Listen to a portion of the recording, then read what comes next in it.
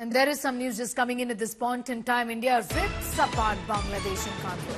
Famous win for India at the Green Park, where Rohit and company win by 7 wickets. Well, India wraps up the series 2-0. India firmly on top in the WTC standings. So it's great news for India in Kanpur. I'm going to, in fact, go straight across to Sunil Subramaniam, Ashwin's coach. Thank you so much for your time.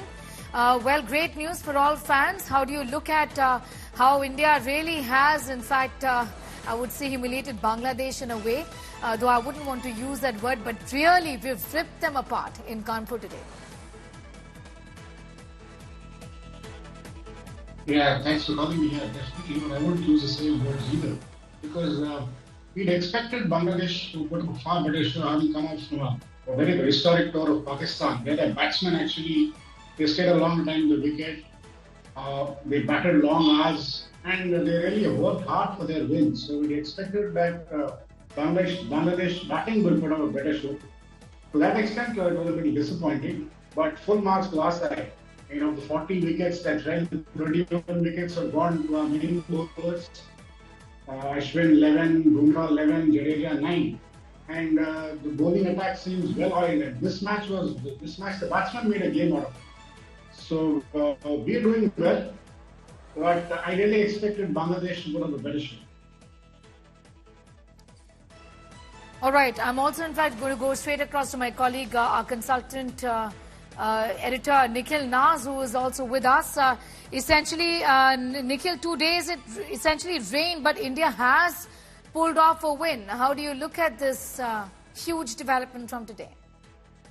Well, Sneha, it will definitely go down in the history books, this particular victory that India has registered over Bangladesh. Yes, it wasn't a thrilling series. Yes, this win hasn't come in Australia or in overseas conditions. Yes, you weren't against the best team in the world right now in Bangladesh.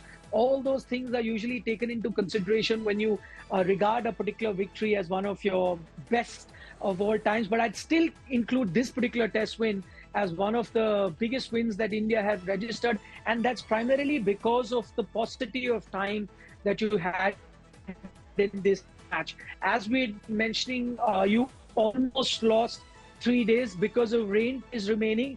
And for even the staunch cricket supporters of the Indian cricket team, they did not see a result coming in this test match when play got underway on day 4. Everyone that you spoke of was talking about a dull, drab draw that you're going to get, because if out of the 5 days, 3 days get washed out, you seldom get a result. But credit to this Indian team under the captaincy of Rohit Sharma, under the leadership of Gautam Gambhir as coach. They played a different brand of cricket. And I think years down the line, when you look back at this test match, you will look at India's batting approach that came about in the first innings. They got 285 runs at a strike rate of 8 and over. Now, that is something that you associate not even with ODI cricket, with T20, the shortest form of the game. Seldom do you see this sort of performance by the batters in the long format, in a test match format. And what that did, that ensured that plenty of crowds turned up to the stadium. It was blockbuster all around. Social media was flooded yesterday with the batting approach of the Indian team. Just to get an idea, what is it that the Indian team fulfilled yesterday? They broke so many records in batting that if you went around, the fastest ever 50 in the history of Test cricket, the Indian team got the fastest ever 100, the fastest ever 150, the fastest ever 200, the fastest ever 250 in the history of Test cricket. All these records were notched up by the Indian batting. So that's why I say that this Test match is one for the ages. Nikhil also, in fact, Ashwin's coach is with us, and I'd like you also to come in and take a few questions from Sunil Subramaniam. Today, Sunil Subramaniam, before I hand it over to Nikhil, how proud are you as coach as far as Ashwin's 5-wicket haul is concerned? That a stupendous performance from Ashwin. No, but my role doesn't stop with being his coach. I've managed his Indian team for 2 years, so I know everybody, the whole team there. So I feel good for everybody, not just him. He's special, no doubt, but especially the bowling unit. But I must add a bit of caution to what I've seen.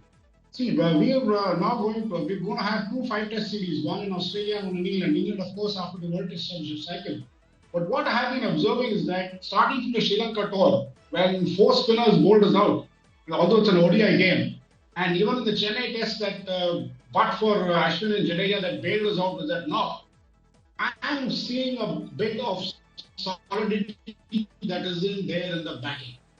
I require them to be a little more. The talent is there. I mean, it's really super. But in terms of application, I think we shouldn't get carried away and need to apply more as batsmen so that we face the challenges of three fast bowlers and Nathan Lyon there. That would be my first reaction to what India has been doing. Of course, take no credit, as Nikhil said, take no credit away to the records being established here. I mean, the Rohit's captaincy, I think that is absolutely brilliant.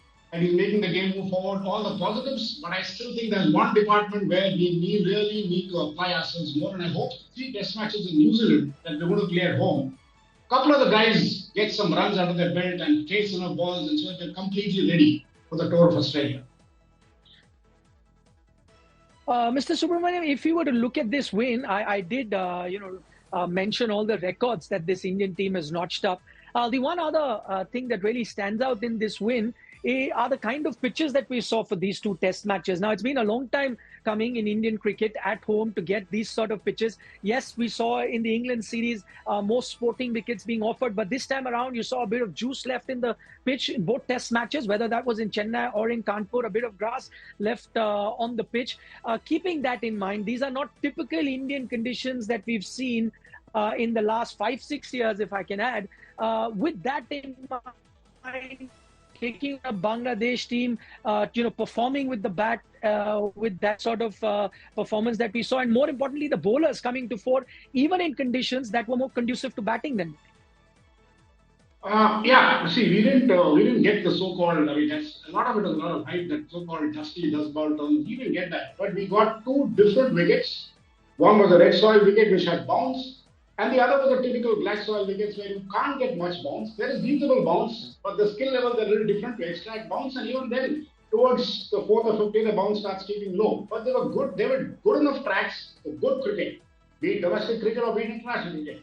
So the tracks were good. What was heartening that I could see was the way Bumrah, of course, world class. So the parameter for changing of a length for a fast bowler isn't much. So he stuck to his task and he'll do his job. But what really heartened me was the way the spinners adapted tactically to do different wickets. For example, when I saw Ashwin bowl, I watched the match in Chennai. When I saw him bowl, despite getting the drift, because he knows he's going to get bounce of red soil wicket, his lines were more towards middle and leg, not exactly leg. And the fields were kept as decoys. And he bowled that line brilliantly. Now, when it came down to this test match, you could see that you're not going to get that much bounce. So with the drift, he was bowling on the leg and middle, and set traps wherein the guys fell for it. So what I'm trying to say, I was really happy with the way the bowlers adapted to different wickets, which were not what they've been getting in recent times of being ranked downers. Yes, to that extent is great.